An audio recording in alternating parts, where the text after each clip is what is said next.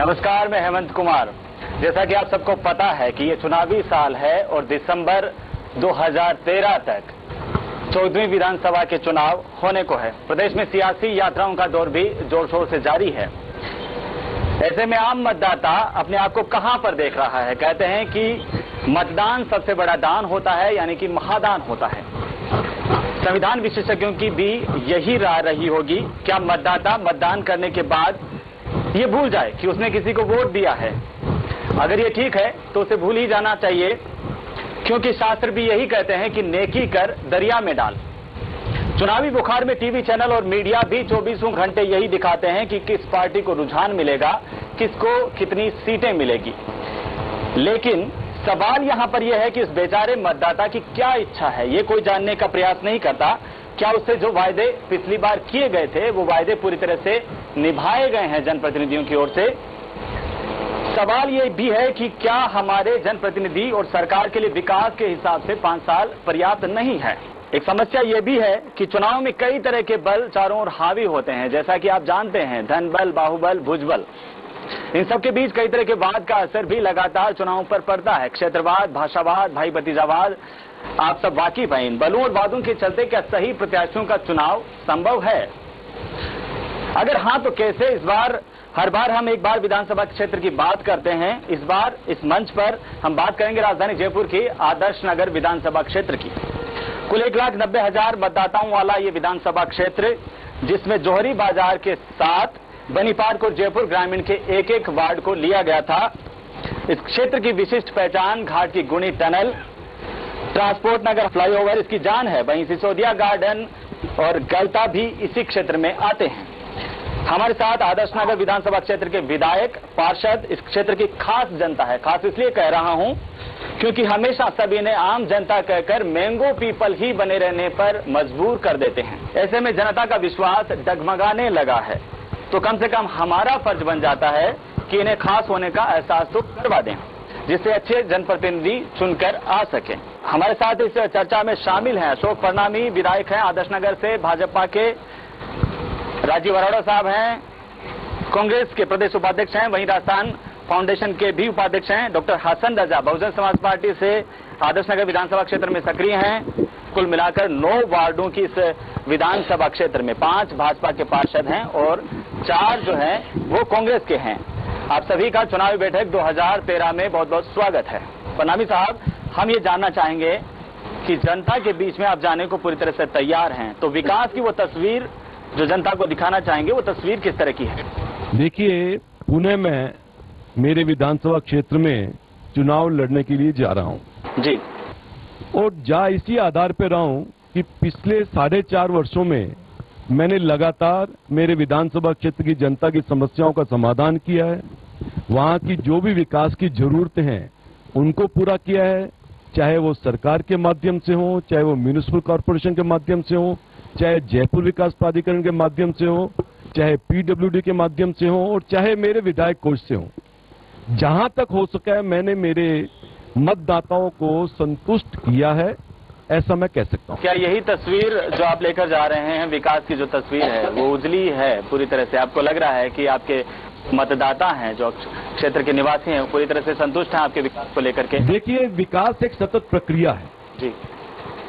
अभी हमारी सरकार नहीं है, भारतीय जनता पार्टी की सरकार नहीं है जी, सरकार कांग्रेस की है। ठीक है। तो हमें निश्चित रूप से काफी संघर्ष करना पड़ता है विकास के काम को करवाने के लिए जी। परंतु मैं इतना जरूर कहूंगा कि मेरे मतदाताओं के विश्वास पे मैं खरा उतरा हूं और उनको मैंने विकास की किसी प्रकार की कमी महसूस नहीं होने दी है। चाहे वो पानी की समस्या हो, चाहे वो सीवरेज लाइन की समस्या हो, चाहे वो पार्कों की समस्या हो, चाहे वो आपका सड़कों की समस्या हो जी। इन सभी समस्याओं से जूझते हुए मैंने मेरे विधानसभा क्षेत्र में किसी प्रकार की कोई कमी नहीं आने दी है।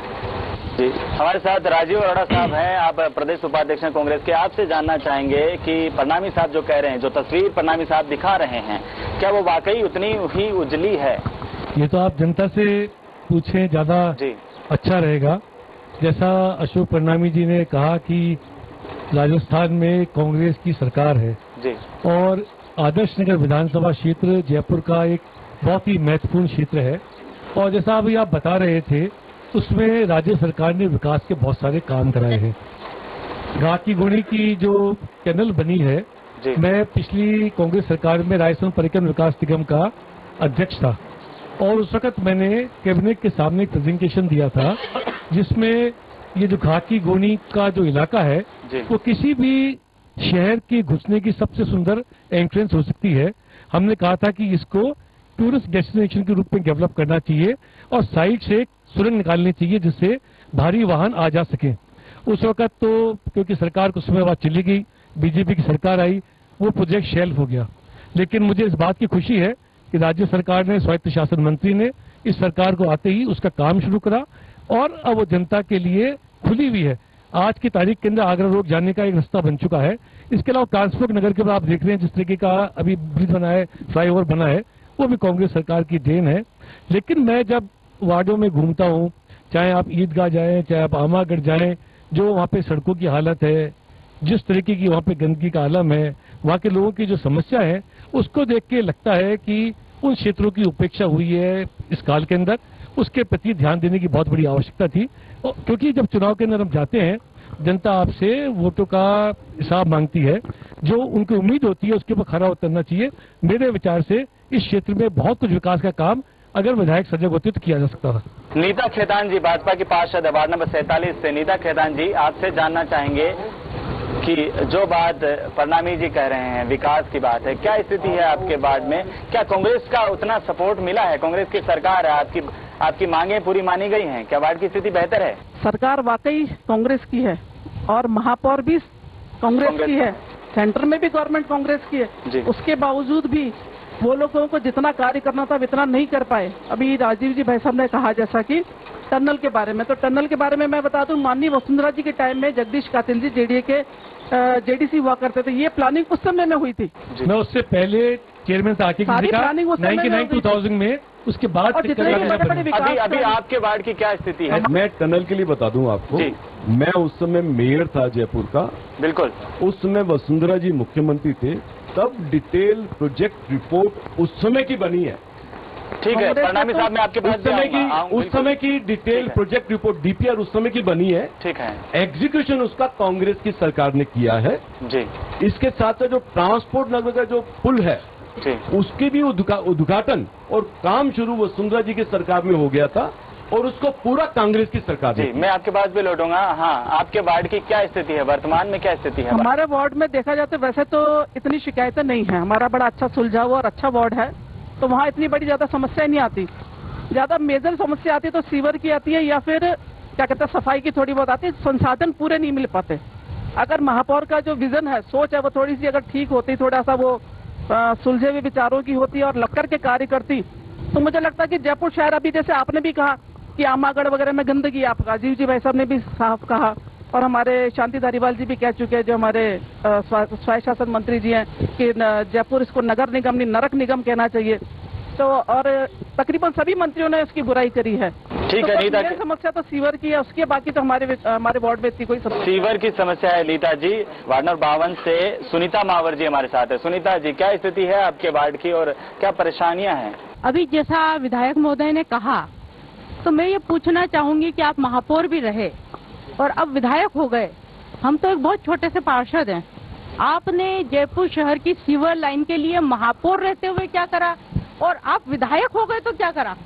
ड्रेनेज सिस्टम आपको मालूम है? छोटा सा प्रश्न सुनीता जी मैं आपसे कहता हूं, सरकार पूरे परकोटे में 500 करोड़ की लागत से जो सीवर लाइन डालना चाह रही है विदेशी तकनीक से, उसकी डीपीआर भी तैयार हो गई, उसका प्रस्ताव अभी कल हमारी मीटिंग में था। सरकार हर स्तर पर प्रयास कर रही है। मैं एक छोटा सा निवेदन आपसे करना चाहता हूं सुनीता जी।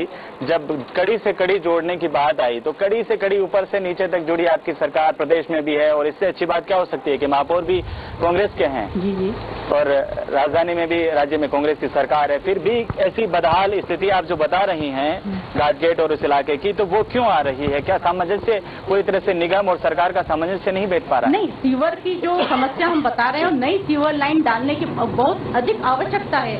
उसके लिए डीपीआर बनी है जिसका कि प्रस्ताव कल साधारण सभा में था, जिस पर चर्चा नहीं हो सकी। क्योंकि वहाँ पर भी जो एक राजनीतिक स्थिति है, दलगत स्थिति के चलते जो स्थिति, क्या आप मान रही हैं, क्या इस चीज को मानती हैं कि जो क्षेत्र का जो विकास है वो कहीं न कहीं इस पूरी राजनीति में उलझ के रह जाता है? आप कह रहे हैं डीपीआर बनी है, डीपीआर 4.5 साल में क्यों नहीं बनी? जब आपकी सरकार थी, सत्ता में थे, 4.5 साल में डीपीआर नहीं बनी। अब आप डीपीआर बनी है, मान लो सत्ता चेंज हो गई, फिर वही डीपीआर अटक जाएगी। तो ऐसा आप लोगों ने मिलजुल करके पहले कोई एक्शन क्यों नहीं लिया कि वो डीपीआर पहले बनती है, इस समस्या से निजात मिलती? वो हमारे अधिकार क्षेत्र में नहीं, इसलिए मैंने विधायक महोदय पे ये प्रश्न उठाया है कि जो जनता पार्षद को वोट देती है वही जनता एमएलए को भी चुनती है, महापौर को भी चुनती है, एमपी को भी चुनती है। पार्षद के पास वो अधिकार क्षेत्र नहीं है कि वो सेक्रेटरीट तक या सरकार तक या दिल्ली तक जाके काम कर सके।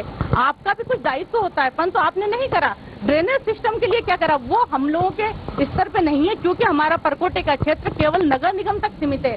जेडीए भी हमारे क्षेत्र में कोई कार्य नहीं करता।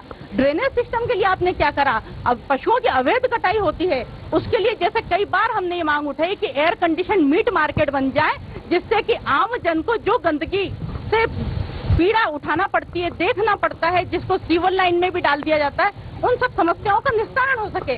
तो विधायक महोदय ने इन 4-4.5 साल में जो हमारा संजय बाजार है, जब आप मेयर थे तब भी मैं उसके लिए संघर्ष करती रही, और अब जाके संजय बाजार को जोहरी बाजार और बापू बाजार से कनेक्टिंग करते हुए 8 दुकानों का निर्माण प्रारंभ करवाया है। तो कहीं न कहीं विधायक महोदय अपना दायित्व तो कहाँ समझते हो, कहाँ पूरा करा? 52 में सीवरेज की समस्या है। हम जानना चाहेंगे शिव कुमार जी मीणा, भाजपा के। जी, आपके पास लौटूंगा सर, आपके पास लौटूंगा। शिव कुमार जी मीणा बीजेपी के पार्षद है वार्ड नंबर 49 से, क्या समस्या है वार्ड में? ये लगा एक्चुअली पहले इकोलॉजी जोन में था, तो वो कहते हैं इकोलॉजी जोन से भी हट तो गया बैन, लेकिन अब इसमें विकास जेडीए कराए। जेडीए में जाते हैं तो जेडीए में कहते हैं कि साहब विकास इसलिए नहीं करा सकते कि आपके यहाँ कॉलोनी अप्रूव्ड नहीं है। अप्रूव्ड के लिए फाइलें सबमिट करी तो वो कहते हैं कि अप्रूव्ड इसलिए नहीं कर सकते, इकोलॉजी जोन है। तो कहीं भी मतलब जब सरकार आई थी कांग्रेस की तो उसके घोषणा पत्र में था कि अगर हमारी यहाँ सरकार बनती है तो हम शहर के करीब जो इकोलॉजी जोन है उसको हटाएंगे, लेकिन आज 4.5 साल के बाद भी कांग्रेस सरकार ने उस तरफ कहीं जोर नहीं दिया। प्रणामी साहब, आपसे जानना चाहेंगे, जब आप जीत कर आए थे आपके चुनावी एजेंडा में कौन से ऐसे मुद्दे थे जिनको आपने पूरा कर लिया है? पहले तो मैं सुनीता मावर जी की बात का जवाब दे दूं। हाँ बिल्कुल, आप सुनीता मावर जी की बात की बात का जवाब दे दूं, राजीव की बात का जवाब दूं तो ठीक रहेगा मेरे हिसाब से। बिल्कुल बिल्कुल दीजिएगा। क्योंकि मैं 4 वर्ष तक मेयर भी रहा जयपुर का। सुनीता जी हमारे बोर्ड की मेंबर थी, अब इनकी जानकारी में तो है परंतु भूल गई होंगी, याद नहीं रहता कई बार। जब मेरे मेयर काल में सबसे पहले 258 करोड़ का जयपुर मास्टर ड्रेनेज प्लान बना, उसकी डीपीआर बन गई। उसके पश्चात क्योंकि इनसाइड सिटी वॉल में सीवरेज लाइन काफी खराब हो चुकी थी, उनको भी बदलना था, तो उसको भी इसमें सम्मिलित किया गया। ये प्रोजेक्ट बन गया 658 करोड़ का। मैं यहां पर कह रहा हूं, जयपुर विकास प्राधिकरण ने डीपीआर बना करके Jawaharlal Nehru urban renewal mission के तहत दिल्ली भिजवा दी, वहां से अप्रूवल हो गई। अप्रूवल के बाद तब तक हमारी भारतीय जनता पार्टी की सरकार चली गई, कांग्रेस की सरकार आ गई। तो मैं कांग्रेस की सरकार से पूछना चाहता हूं कि वो 658 करोड़ की जो स्कीम है वो 4-4.5 वर्षों तक ठंडे बस्ते में क्यों डाल दी गई, जिसमें नालों को कवर करने की बात भी थी और आपकी ये सारा सीवरेज लाइन का काम था। आज कल परसों मैंने नगर निगम के माध्यम से एक एजेंडा मेरे पास आया जिसमें ये लिखा था कि 438 करोड़ का एक प्रपोजल लेकर के उसमें बोर्ड की मीटिंग में लेकर के आ रहे हैं। मेरी समझ में ये नहीं आया कि जब 658 करोड़ का डीपीआर बन के सेंट्रल गवर्नमेंट को चली गई तो यह नई कौन सी स्कीम आ रही है।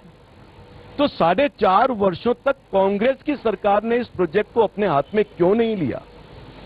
खाली मेट्रो लाना एक कांग्रेस सरकार की प्रायोरिटी तय हो गई थी कि साहब जयपुर में मेट्रो ला करके दे दो, सीवरेज लाइन की जरूरत नहीं है, सड़कों की जरूरत नहीं है, सफाई की जरूरत नहीं है, पार्कों के विकास की जरूरत नहीं है, स्ट्रीट लाइट की जरूरत नहीं है, कुछ भी जरूरत नहीं है जयपुर शहर में आधारभूत मूलभूत सुविधाओं की, केवल एक मेट्रो ट्रेन चाहिए।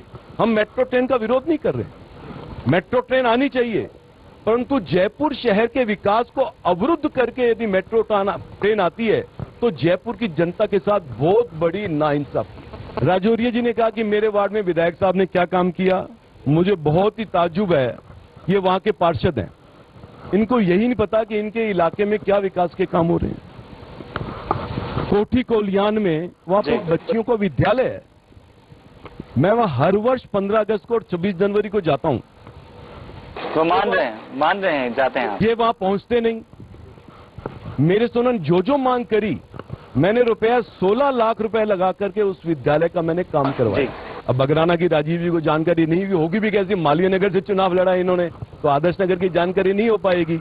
हाँ, ये हो सकता है कि अब मालवीय नगर छोड़ के आदर्श नगर में आना चाहें, क्योंकि जनता स्वीकार नहीं करेगी तो आना ही पड़ेगा, आदर्श नगर में ही आना पड़ेगा। मालवीय नगर की जनता स्वीकार नहीं करेगी तो आदर्श नगर में आना पड़ेगा, आदर्श नगर की स्वीकार नहीं करेगी तो कहीं और जाना पड़ेगा। परंतु बगराना में जी 45 लाख रुपए लगा करके फिर कहेंगे ये कांग्रेस की सरकार है। परंतु संघर्ष किसने किया, धरना किसने दिया, प्रोजेक्ट रिपोर्ट किसने बनवाई? फिलहाल वक्त एक छोटे से ब्रेक का, ब्रेक के बाद लौटेंगे तो ये चर्चा जारी रहेगी और जवाब देंगे राजीव अरोड़ा साहब विधायक महोदय की बातों का।